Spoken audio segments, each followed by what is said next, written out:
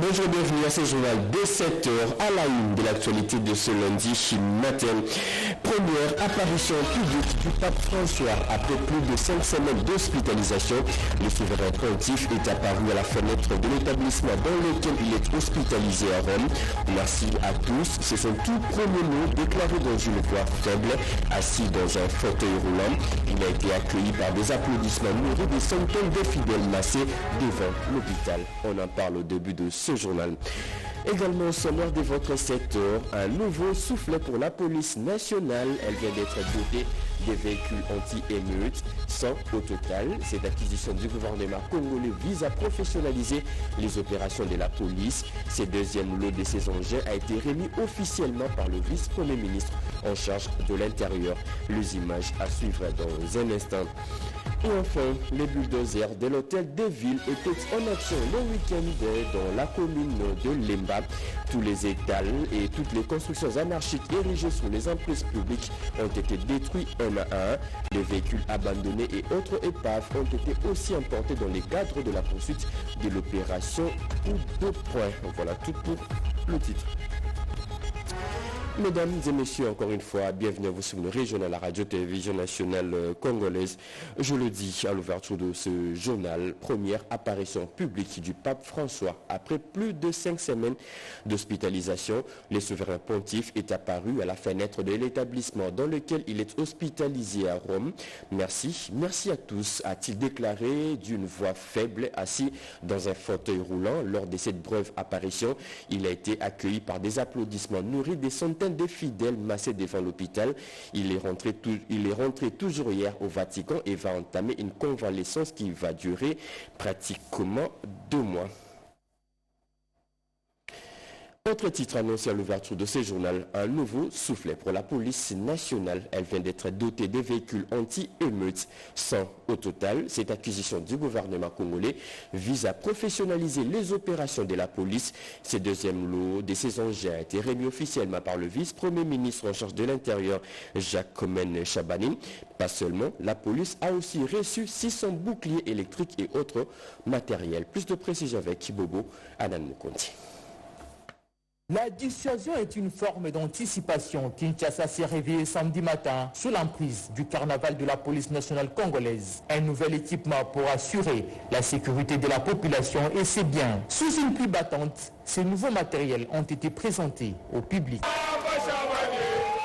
Cette nouvelle dotation des 100 engins roulants anti-émeutes des marques Traveler Force s'ajoute aux 50 premiers véhicules remis en août dernier sur un total de 259 commandés, s'inscrit en droite ligne de la nouvelle politique du gouvernement central à travers la vice-primature de l'intérieur et sécurité dans le but de renforcer notamment les opérations de surveillance, mission essentielle de maintien et de rétablissement de l'ordre public. Dans ces mêmes lots, plus de 600 boucliers électriques en polycarbonate transparent d'une épaisseur de 4 mm et d'une charge de 120 volts. Une logistique nécessaire pour permettre à la police d'accomplir efficacement sa mission, celle de sécuriser la population et leurs biens. C'est le général Alonga Boni qui a réceptionné ce matériel auprès du vice-premier ministre, ministre de l'Intérieur et Sécurité, maître Jacques-Mes Chabani. C'est pour rendre le but toute la police et que les interventions soient à l'heure précise pour ne pas laisser la population abandonnée en elle-même. Cette énième dotation de ces matériels donne un nouveau souffle à la police nationale congolaise, représente la ferme volonté du chef de l'État Félix-Antoine Tshisekedi Tshilombo par le biais de son gouvernement dans les hauts secours de la population. Jacques-Mes Chabani appelle à l'utilisation en bon escient. La volonté du président de la République de voir ces populations bien sécurisées. Donc c'est à vous de faire le dispatching que tous les commissaires provinciaux reçoivent leur lot. Pour rappel, en 2024, le gouvernement central avait déjà octroyé à la police nationale congolaise 120 Jeeps Land Cruiser répartis dans 12 provinces. Les administrateurs de territoire de ces provinces avaient également bénéficié de ces véhicules. Certains chefs de quartier ou des rues sont aussi complices du banditisme urbain à Kinshasa. La population déplore cette complicité, vous allez les entendre. Pour résoudre ces problèmes d'Ekoulouna, le réunion de sécurité demeure l'une des solutions. Fifi Mukundi nous en parlait. La culture des dénonciations est mise à mal à Kinshasa. Cette opacité favorise le banditisme urbain, la criminalité et toute autre forme d'incivisme. À la base de cette attitude, la peur des représailles et le manque de collaboration de certains services.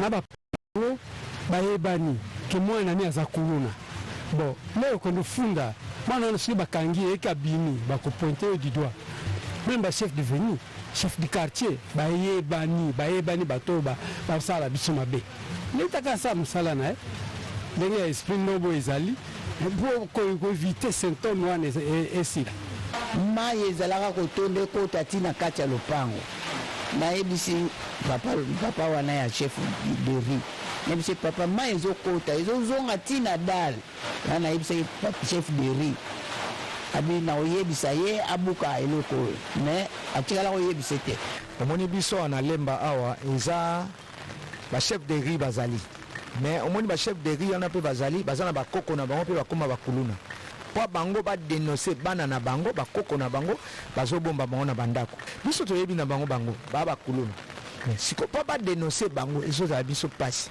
baoya okalenga na du makambo na ngai bebi yango moni tokóma kobanga. Pourtant, le gouvernement a actuellement opté pour une gouvernance sécuritaire à partir de la base, à travers des comités provinciaux et locaux de sécurité. Dans cette approche, il est question de préconiser un travail en synergie entre la population et les chefs de rue, quartiers, regroupements, bourgmestres et autres entités décentralisées et déconcentrées. Nous avons intégré quelques chefs de rue qui ont des rues sensibles, ici dans notre commune de Lemba. Voilà, jusque-là nous avons fait des réunions restreintes et au niveau des quartiers, les chefs des quartiers ont tenu aussi des réunions au niveau local dans des quartiers parce qu'il était d'abord question que le chef des quartiers fasse la restitution dans leur quartier parce que, figurez-vous, on avait associé le chef des quartiers dans cette formation-là. Désormais, les réunions de sécurité sont les cadres appropriés pour la gestion des questions sécuritaires à partir de la base. Lundi, nous allons faire une réunion élargie au niveau communal. Donc il y aura l'université de Kinshasa, c'est-à-dire le comité de gestion, il y aura les étudiants, il y aura le chef des quartiers, quelques chefs de rue, il y aura 14e région militaire et ainsi que les camps.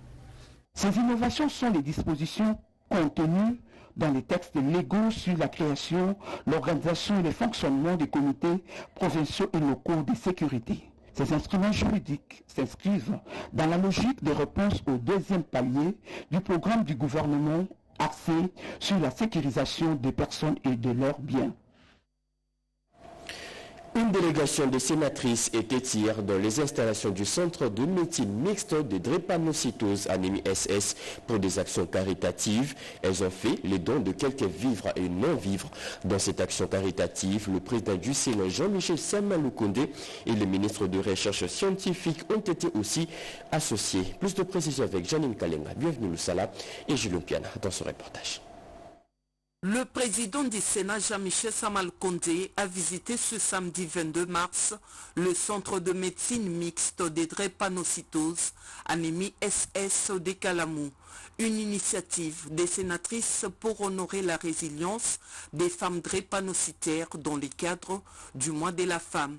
Très heureux d'accompagner cette belle initiative des femmes sénatrices, le speaker de la Chambre haute du Parlement a loué cette œuvre caritative. C'est un double honneur parce que ici, les honorables sénatrices ont bien voulu m'associer à leur action vis-à-vis de ce centre de médecine mixte pour drépanocytaires d'anémie SS, saluer cet acte louable qui est mené dans ce mois dédié aux droits de la femme, ce mois de mars, pour être à côté de ces dames qui peinent avec leurs enfants qui sont touchés par cette maladie. C'est aussi l'occasion pour moi, bien sûr, de saluer le travail qui est fait ici, à travers Madame la directrice et tout le personnel soignant à vos côtés vis-à-vis de ces malades qui ont besoin d'autant d'attention, surtout lorsqu'ils sont en période de crise. L'élu des élus Samal Kondé a félicité la fondation de la distinguée première dame Denise Nyakero Tshisekedi pour son apport dans la rénovation de ce centre. Saluant la présence du ministre de la Recherche scientifique, Samal Kondé a émis le vœu de voir des solutions être trouvées à cette maladie grâce à la recherche. J'arrive effectivement dans des installations qui sont complètement rénovées, donc je ne peux aussi que saluer cet apport qui a été donné par la fondation de la distinguée première dame, Denise Nyakero, pour améliorer les conditions de réception des malades drépanocytaires ici. Je voudrais mentionner que j'ai bien entendu le double plaidoyer. Nous sommes sensibles aux questions sociales de la population en tant que leurs représentants, mais nous sommes aussi l'autorité budgétaire. Les patients qui demandent à ce qu'il y ait un accompagnement de l'État vis-à-vis de cette catégorie vulnérable, il faudra qu'au niveau de la commission socio-culturelle, il y ait des propositions qui soient faites là-dessus. Profitant de cette occasion, la directrice du centre, Dr Victorine Gallo, a présenté quelques préoccupations de cette institution hospitalière à l'honorable président du Sénat. Pour boucler cette visite, le président de la Chambre des sages, Samal Kondé, et toute sa délégation ont fait le tour de tous les départements du centre de médecine mixte des drépanocytoses, anémie SS. Les femmes de la structure linéaire Well se préparent déjà pour faire face à la grande famine et crise alimentaire qui risque de frapper le monde dans les tout prochains jours. Ces femmes viennent d'apprendre les techniques simples liées à l'agriculture domestique pour se prendre en charge. C'était au cours d'une journée dénommée Main Verte. La formation a été organisée dans le cadre du mois de mars. C'est un reportage de Louise Ntakala et José Dimonekene. C'est pour initier ces femmes congolaises à l'agriculture de subsistance en vue d'une sécurité alimentaire et nutritionnelle que l'INEROL, en partenariat avec l'ANAPEX, a organisé cette journée Main Verte. Une rencontre vitale pour les ménages congolais. On est venu apprendre à avoir la main verte, c'est-à-dire toute maman a le devoir de pouvoir avoir un potager chez elle. C'est très important et cela nous voulons dire aux mamans que chaque maman chez elle à la maison, elles ont ce devoir-là. La femme assume plusieurs rôles dans le système alimentaire. Dans les prochains jours, il y aura une grande famine, une crise alimentaire qui va s'installer à travers le monde. Il est important que chaque famille se prenne en charge. Et c'est ainsi qu'on nous a associés pour enseigner les mamans, les encadrer, leur montrer des techniques très simples pour qu'elles puissent se prendre en charge. Parce que nous dilapidons de l'argent chaque jour en allant acheter des légumes au marché, alors que ce sont des choses qu'on peut avoir chez soi à la maison et des produits qui ont une certaine traçabilité. Pas ce qu'on achète et qu'on met des engrais chimiques le matin et on vous le vend le soir. C'est aussi la cause de plusieurs maladies. Que tout le monde se mette dans l'agriculture, surtout l'agriculture domestique, dans les maisons, sans sortir, mais pouvoir se prendre en charge. L'Agence nationale pour la promotion des exportations, ANAPEX, s'engage à apporter son soutien technique à toutes ces femmes réunies au sein de l'INEROL pour renforcer leur autonomisation. Les bulldozers de l'hôtel de ville étaient en action le week-end dernier dans la commune d'Elemba. Tous les étals et toutes les constructions anarchiques érigées sur les emprises publiques ont été détruits un à un.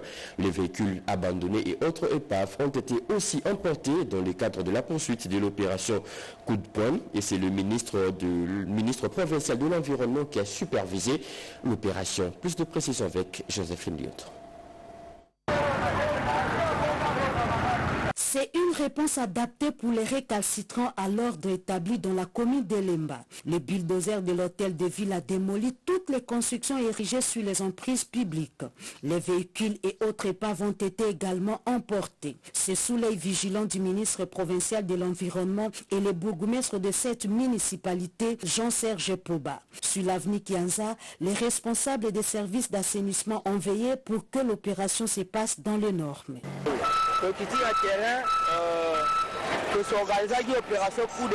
Nous avons procédé à la démolition des constructions anarchiques et destruction des marchés pirates.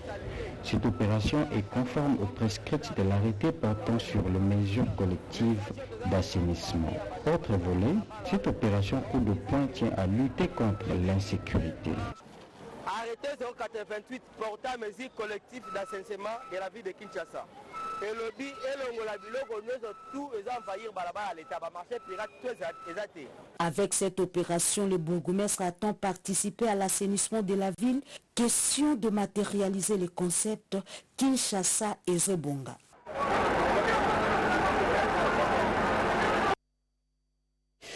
Suivi des modernisations et reconstructions des infrastructures routières dans la province du Congo central, le gouverneur vient de mettre en place une nouvelle structure dénommée Agence des travaux publics du Congo central, ATPKC.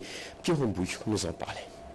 C'est dans la concrétisation de l'un des piliers du vaste et transversal programme quinquennal de relance et du développement de la province du Congo central, dans son volet axé sur le processus d'aménagement du territoire, de la reconstruction et de la modernisation des infrastructures routières, principales, secondaires et des dessertes agricoles, disséminées dans les 2 villes et les 10 territoires qui comptent cette province, que le gouverneur Grand Kwanga Manswangi Bilolo a mis en place une structure spécialisée en la matière, l'Agence des travaux publics du Congo central, ATPKC. L'Agence des travaux publics du Congo central est une structure de la province du Congo central sous de l'autorité provinciale, donc de la province, qui a mis en structure qui a comme mission les infrastructures, réhabiliter, construire, tout ce qu'on peut appeler infrastructure. Donc c'est un service technique du gouvernement de province pour pallier à certains problèmes de routes et des infrastructures, de chaussées de communication. De Kazangou à Mwanda, en passant par Matadi, Boma, Tongolo, Tchela et tant d'autres cités, avec une feuille de route provinciale bien spécifique. L'Agence des travaux publics du Congo central privilégie l'intérêt général dans l'exécution de tous ces travaux. Nous sommes un instrument technique de l'autorité provinciale. C'est l'autorité provinciale qui donne les instructions et les directives. La vision du chef de l'État matérialisée en province par le gouvernement de province. Aujourd'hui, il y a plusieurs travaux qui se font même dans le territoire. Donc nous irons partout dans le Congo central. Fort de cette originalité managériale, l'ATPKC, qui fonctionne de jour comme de nuit dans ses différents chantiers, exécute les travaux de redimensionnement des chaussées, les remblayages de la voirie, l'écarpement du sol, la coulée de la couche de béton avec des graviers solides avant le goudronnage, sans oublier la construction des caniveaux pour l'évacuation des eaux usées et des pluies diluviennes, ainsi que l'installation des lampadaires à même d'offrir à la population un éclairage public capable de les sécuriser. L'histoire d'un jeune homme qui refuse d'adhérer dans une secte influente racontée dans un livre sans retour. C'est le titre de cet ouvrage de Christian Lukusa. Il a été présenté hier au public dans le Haut-Katanga par le ministre provincial en charge de l'éducation. Regardez. C'est un nouveau-né dans le monde littéraire qui a été porté ce samedi 22 mars 2025 sous les fonds bâtiments par le ministre provincial de l'éducation, jeunesse et nouvelle citoyenneté du Haut-Katanga, Georges Kadinga Mulundoulé. Sans son retour de Christian Lukusa est un récit poignant de l'histoire d'un jeune homme qui refuse d'adhérer à une secte influente où pourtant les gains rapides et faciles lui sont offerts. L'auteur, à travers des destins de plusieurs personnages, promeut la résilience, l'amitié notamment face à la dépression, la trahison ou encore la rivalité. Devant un constitué des critiques littéraires, dont le professeur Witumulongo, des hommes d'église à l'instar de la pasteur Toti Mbengela, des élèves et tant d'autres, sans son retour a été passé au peigne fin. Sans son retour montre aussi qu'il est trop facile de juger quelqu'un sans comprendre son histoire. Plutôt que de condamner l'erreur, il vaut mieux essayer de comprendre ce qu'il a provoqué. Pour le ministre provincial de l'Éducation, jeunesse et nouvelle citoyenneté, Georges Kadinga Mulundoulé, le livre Sans son retour de Christian Lukusa est un appel à la réflexion. Cette œuvre n'est pas seulement un récit, mais un appel à la réflexion. Elle nous pousse à la méditer. Elle nous pousse à nous interroger sur notre rôle en tant qu'éducateur, en tant que parents, en tant que citoyens, dans la construction d'une société plus juste. Sans son retour, vient d'enrichir la collection de l'auteur Christian Lukusa, jeune mais pétri d'un talent avéré d'écrivain au style à la fois sentimental et allégorique, a déjà publié Parlons tabou, Expression étouffée et Voiceless War, pas encore traduit en français. Après 3 jours de travaux, le forum technique des groupes thématiques sectoriels GTS vient de se clôturer à Kinshasa. Les 140 participants à ces travaux ont formulé plusieurs recommandations allant toutes dans le sens de relancer ces groupes thématiques. Mamita Bangoulou a assisté à la clôture de ces assises. À l'issue des 3 jours de travaux, les 140 participants constitués des partenaires internationaux et une délégation venue du Sénégal, Togo, Mali, Burundi et Haïti, ainsi que des experts du gouvernement présents au forum technique pour la redynamisation des groupes thématiques sectoriels ont formulé des recommandations, entre autres, mettre en place les groupes Nexus au niveau national et provincial, renforcer les capacités des GTS dans l'élaboration d'actualisation et la mise en œuvre des outils de gestion technique et administrative afin de les rendre opérationnels. Mbilizi Mwenelewata, délégué de la société civile, a énuméré quelques objectifs. Consistait à redynamiser les activités du groupe thématique sectoriel en appliquant suffisamment toutes les parties prenantes, en dégageant les forces, les faiblesses, en proposant les mesures de mitigation qui sont proposées ici. Pour Suzanne Kassende, représentante des partenaires techniques et financiers, toutes les recommandations formulées servent dans une commune au niveau sectoriel. Le travail des groupes thématiques sectoriels est essentiel pour renforcer les synergies et favoriser une approche cohérente et intégrée dans les domaines cruciaux du développement durable tels que la santé, l'éducation, l'environnement. Au nom du vice-premier ministre, ministre du Plan, le secrétaire général au plan Daniel Epembe s'est dit satisfait de jouer pleinement le rôle d'espace de concertation, permettre par ailleurs d'apporter des réponses appropriées aux défis de développement en RDC. Mettre en place une petite équipe qui va s'occuper de la production de la dite feuille de route. Cela permettra à ce qu'on puisse intégrer les recommandations du forum que nous avons la charge de clôturer ce jour. Notons que ces travaux ont connu du succès avec les partages d'expériences du groupe de coordination des partenaires de pays amis. C'était en 2019, 6 ans déjà, depuis que le corps de l'élite scientifique de l'UDPS a été créé. Les membres de cette structure ont fait un coup d'arrêt le week-end dernier pour une évaluation des actions déjà menées sur le terrain. Au cours de cette cérémonie, ils ont aussi élaboré 29 propositions pour la création d'emplois en RDC. Alain Bikaï nous explique. 6 ans après sa mise en place par le président intermédiaire de l'IDPS, honorable Augustin Kabouya, pour la recherche des solutions aux problèmes de la société, les corps de l'élite scientifique de l'IDPS met un arrêt pour évaluer les actions menées en vue de se projeter dans l'avenir. Concernant la situation de l'insécurité créée par le Rwanda, cette structure informelle du parti présidentiel salue la bravoure des FARDC qui défend l'intégrité territoriale et la souveraineté nationale et encourage le chef de l'État Félix Antoine Tshisekedi Tshilombo d'accélérer les négociations en cours avec les États-Unis pour les deals de partenariat. Renforcer la cellule pluridisciplinaire d'éveil stratégique et d'anticipation et de suivi et évaluation composée de personnes intelligentes, des universitaires et des patriotes devant analyser et proposer des solutions sur toutes les questions d'intérêt national. Mettre en contribution les Congolais de l'étranger pour un lobbying permanent via nos ambassades. Renforcer et réformer les forces armées et les services de sécurité et d'intelligence afin qu'ils soient véritablement des corps d'élite bien équipés, disciplinés et de dissuasion. Il était aussi question pour les coordonnateurs scientifiques professeur Jean-Marie Beya et le vice-coordonnateur Christophe Moulumba de présenter à la presse les 29 propositions de projets soumis au financement pour la création d'emplois en vue de la matérialisation de la vision du chef de l'État, Félix Antoine Tshisekedi Tshilombo. La science au service de la nation reste le leitmotiv du corps de l'élite scientifique de l'IDPS. Et pour finir, la jeunesse de la province du Kwilu appelée à s'enrôler massivement au sein de l'armée pour défendre la patrie. L'appel est du président national de l'Union congolaise pour le changement. Regardez. président national de l'Union congolaise pour les changements, honorable Kika Tengima, séjourne à Bandundu-Ville, chef-lieu de la province du Kwilu. Dès son arrivée à l'aéroport de Bandundu ce samedi, il a été accueilli par les membres de l'Union sacrée de la nation, des cadres et militants de son parti. Ce dernier a été escorté jusqu'au siège fédéral de l'ICC situé dans la commune de Mayoyo, en plein centre-ville. Une visite qui ne se limite pas seulement à une rencontre avec sa base, mais aussi celle de sensibilisation de la population en général sur la veille patriotique et au soutien des forces armées de la République qui se battent contre les agresseurs dans les parties est de la RDC, a souligné l'honorable Kika Tengima.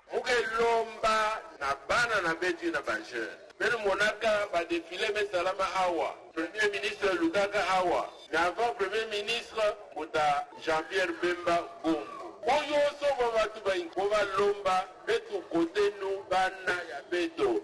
Kubanda bana baketo, kubanda bana babagala betu kote nu na armée. Shambunti na beto kediaka mboti ve. Bokezo pesa beto mavwaga na kajeti na beto. Wana kubanda ti ngemba na kubanda ti ngemba.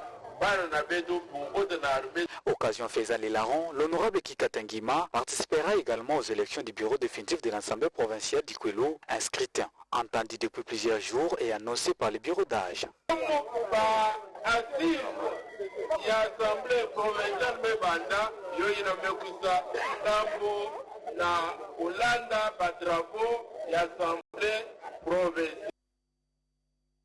C'est fini pour ce journal de 7h. Mesdames et messieurs, ce journal a été coordonné par Fifi Mukundi, réalisé par Mamita Bangoulou, Jonathan Moubalama. La partie technique a été assurée par Anno Mouti Alain Sodi.